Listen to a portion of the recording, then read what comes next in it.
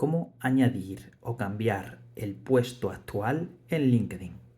Si quieres añadir o quieres cambiar el puesto actual en LinkedIn, en este vídeo te voy a enseñar cómo lo puedes hacer. Lo primero que vas a hacer es entrar en la aplicación. Cuando estés dentro de la aplicación, en el menú inferior, en la parte izquierda, tienes que estar en inicio.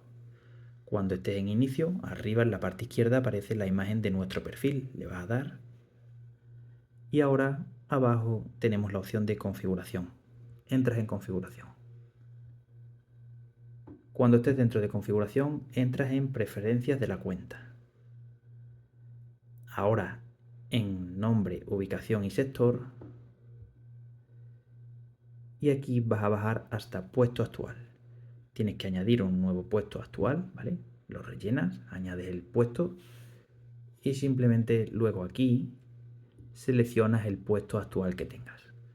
Y así sería. Hasta la próxima.